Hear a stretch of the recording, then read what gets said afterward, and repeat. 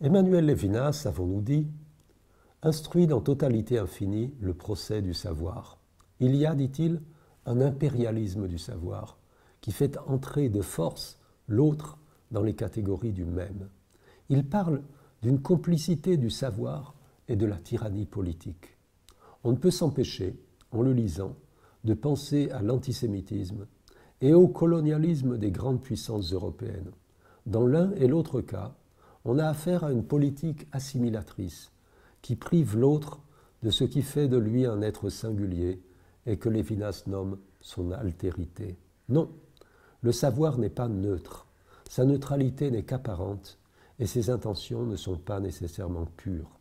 Et comme le savoir se joue dans la lumière, Lévinas dénonce la violence de la lumière. Je cite, « Éclairer, c'est enlever à l'être sa résistance, parce que la lumière ouvre un horizon et vide l'espace, livre l'être à partir du néant. » Comment comprendre ce procès de la connaissance et de la lumière? La connaissance n'est-elle pas l'acquis le plus positif de la civilisation? Lévinas renie-t-il l'héritage de la philosophie des Lumières dont nous sommes globalement bénéficiaires? N'est-il pas lui-même un philosophe qui revendique l'héritage rationaliste de son maître Husserl et de sa méthode? Par ailleurs, la première parole de la création n'est-elle pas « Et Dieu dit que la lumière soit, et la lumière fut. Et Dieu vit que la lumière était bonne, et il sépara la lumière de l'obscurité. » Pour la Torah, comme pour l'Europe, la lumière qui permet la connaissance est jugée bonne, meilleure encore que toute autre création, puisqu'il n'est pas dit « et Dieu vit que cela était bon », mais « Dieu vit que la lumière était bonne ». On sait combien Lévinas était attaché à l'enseignement de Rashi, auquel il consacrait souvent son enseignement sur la paracha le dimanche matin. Voici donc la lecture proposée par Rashi sur ce verset. Je cite, « Dans ce cas également, comme pour le premier verset, nous devons recourir à la Haggadah. Dieu vit qu'il ne convenait pas que les méchants se servent de la lumière et il l'a mis à part pour les justes dans le monde à venir. » Rashi transpose le récit apparemment cosmologique selon le Peshat, la lecture obvi, dans l'ordre éthique. La lumière mentionnée ici n'est pas la lumière du monde projetée par les luminaires créés le 4e jour. Ce n'est pas la lumière qui éclaire l'intelligence humaine et permet notre règne sur la matière. Ce n'est pas la lumière dont se servent les méchants, mais c'est la lumière qui viendra récompenser la vie bonne, la vie des justes.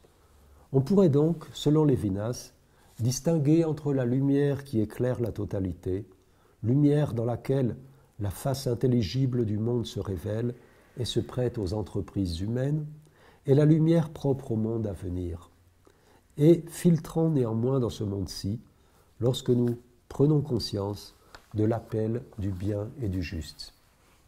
Il ne s'agit donc pas de la lumière triomphante du soleil, sous lequel, comme dit Kohelet, il ne se passe rien de nouveau, mais bien de l'astre nocturne qui tantôt éclaire notre nuit et tantôt se dérobe au regard, ce qui correspond parfaitement à ce que Lévinas dira du visage humain, à la fois phénomène et non-phénomène, offert au regard, mais échappant à la connaissance, témoignant d'une lumière autre que celle, naturelle et égale à elle-même, que le soleil projette sur la nature.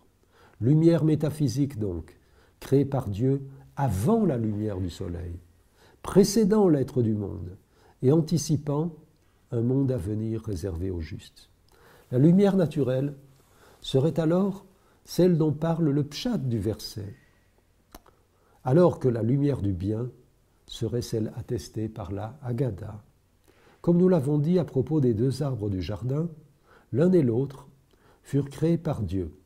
Ce n'est donc pas la connaissance que la Torah condamne, mais son absolutisation, son utilisation à des fins inhumaines et criminelles, très exactement ce qui s'est produit au XXe siècle dans la fulgurance des brasiers d'Auschwitz. et d'Hiroshima.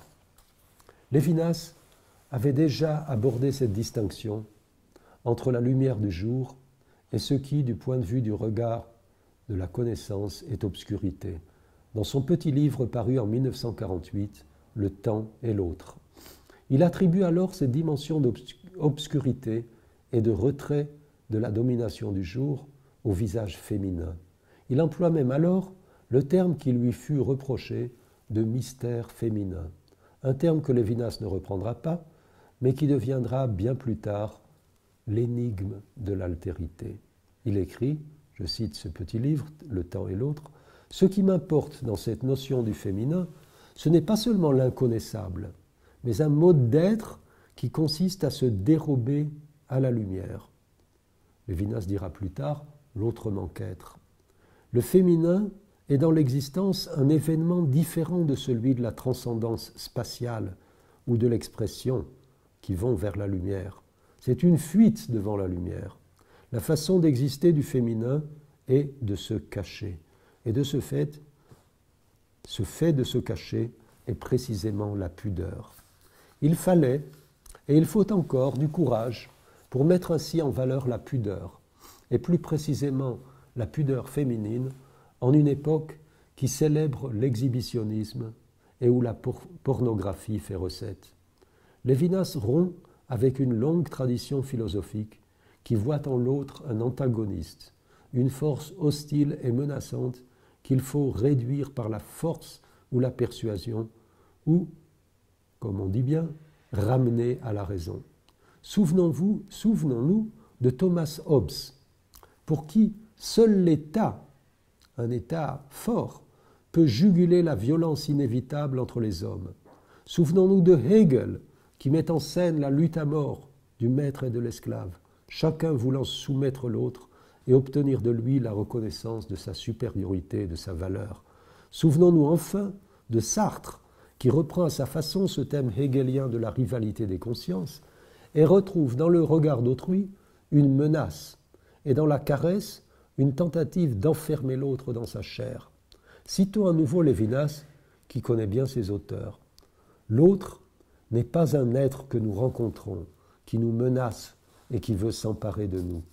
Le fait d'être réfractaire à notre pouvoir n'est pas une impuissance plus grande que la nôtre. Une seconde, je reviens en arrière. L'autre n'est pas un être que nous rencontrons, qui nous menace et qui veut s'emparer de nous.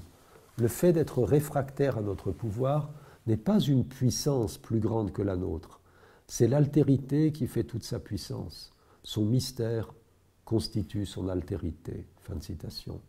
Donc, ce que Lévinas nomme l'altérité d'autrui, qui n'est pas une substance, mais un événement, défie la connaissance et sa prétention à tout absorber et à tout s'assimiler. Et Lévinas écrit alors que l'existant s'accomplit dans le subjectif et dans la conscience, l'altérité s'accomplit dans le féminin.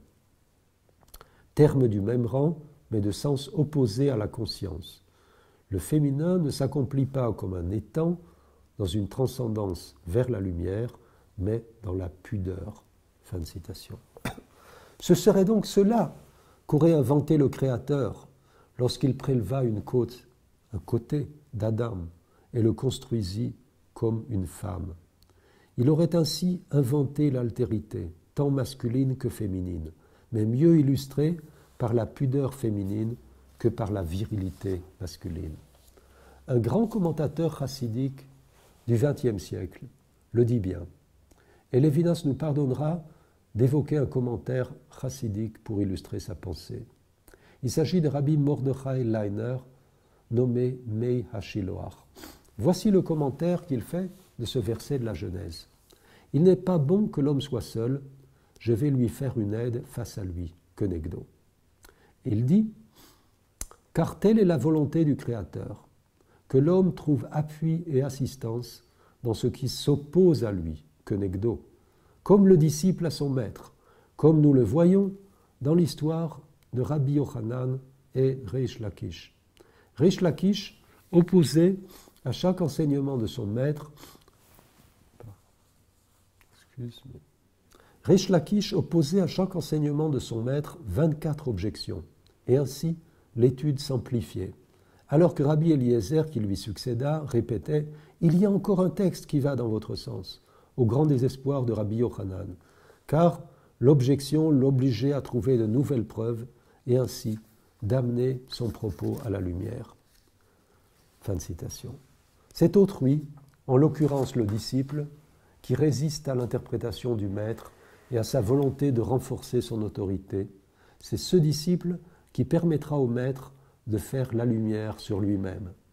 Mais il y faut de l'humilité et de la patience, qualité que n'a pas toujours le sujet viril.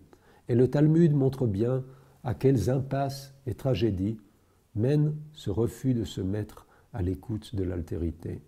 C'est pourquoi le procès de la connaissance, entrepris par Lévinas, est un procès du sujet viril et héroïque privilégié par la philosophie et célébré dans les livres d'histoire.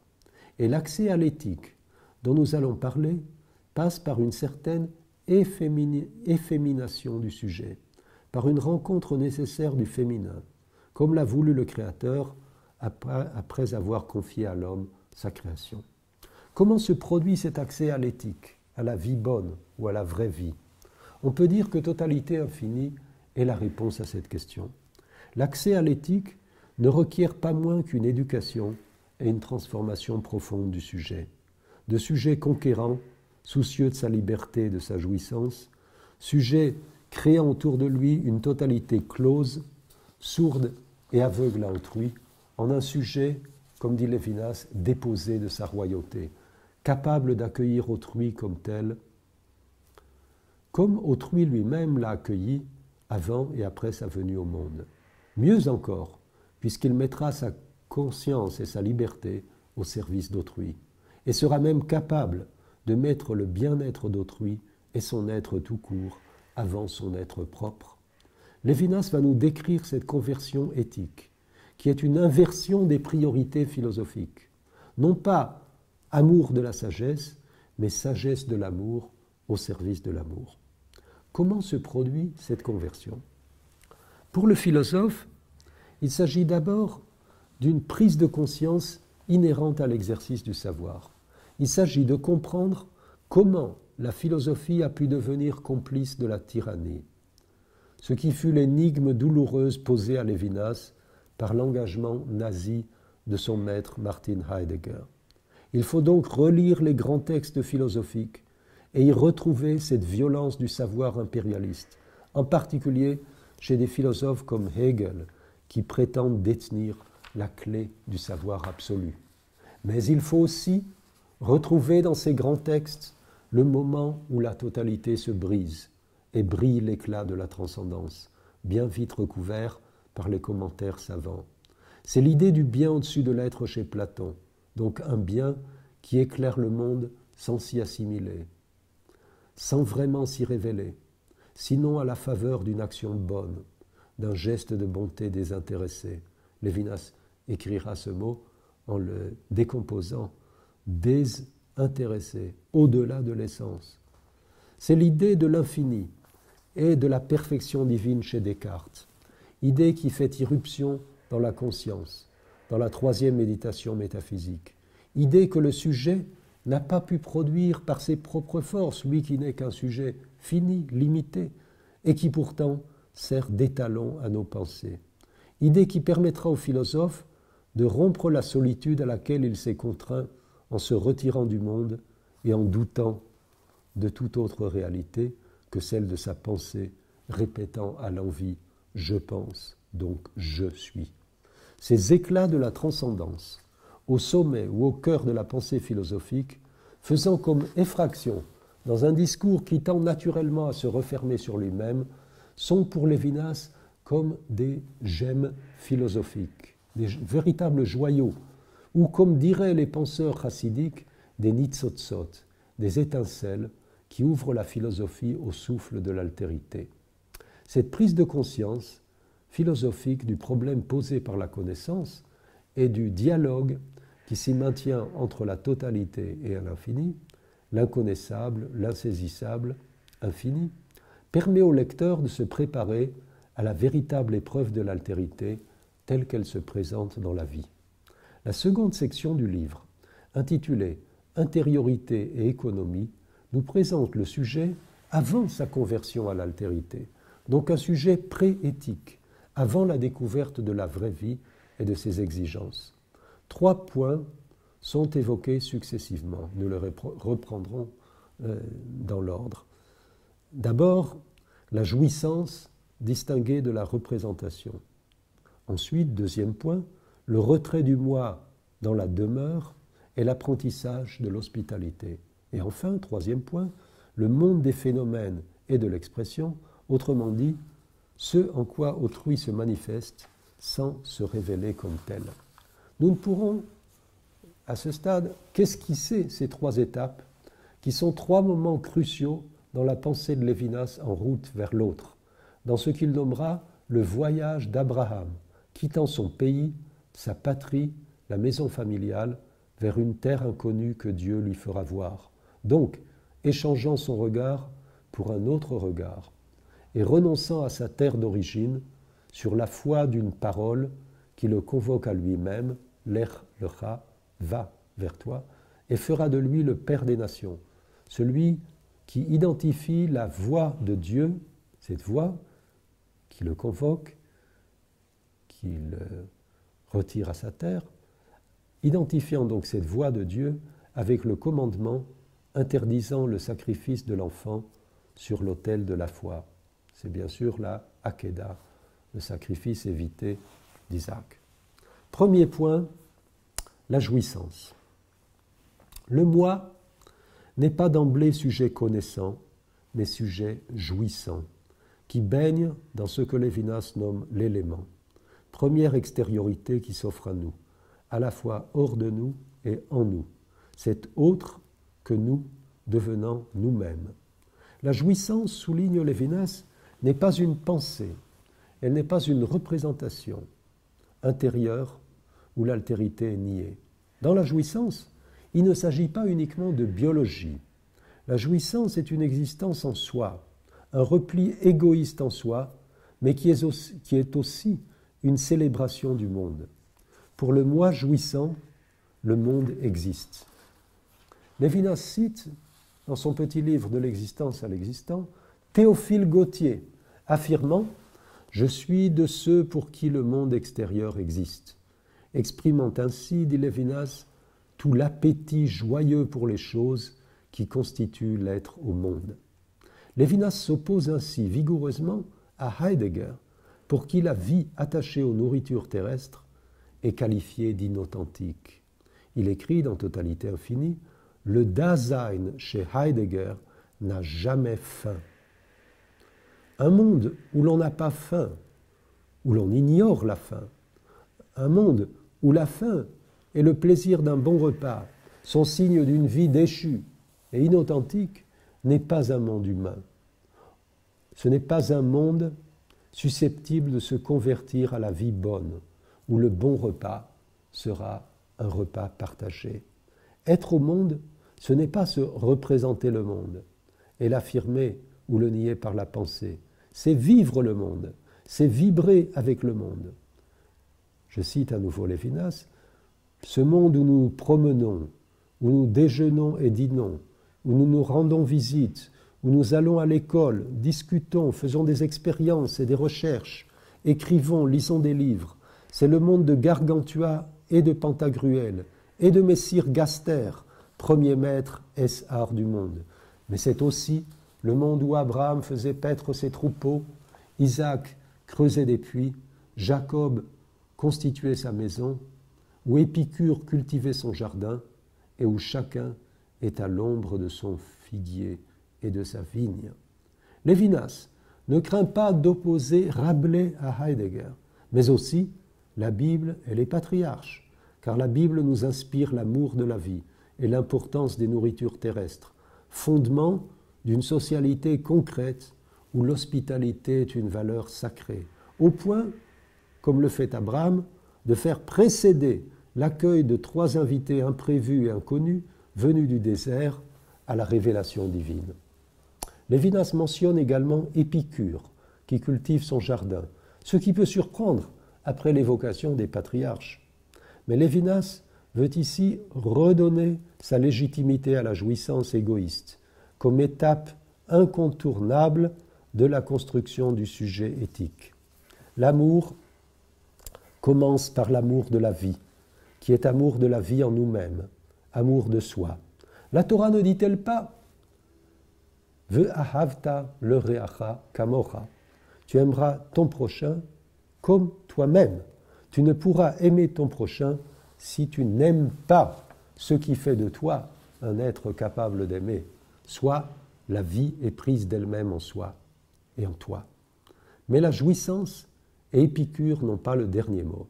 La vie prend vite conscience de sa précarité et cherche un refuge dans la demeure, ce qui sera notre prochaine étape.